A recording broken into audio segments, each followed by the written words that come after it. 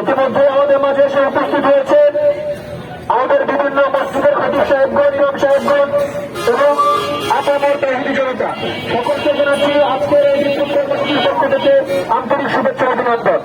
এই উপস্থিতি এ পর্যায়ে সংক্ষিপ্ত বক্তব্য রাখবেন মসজিদের সম্মানিত খতিব হযরত মাওলানা মুফতি আব্দুল্লাহ আল হাবিব। نحمده ونصلي على رسوله الكريم أما بعد প্রিয় তাওহীদি জনতা,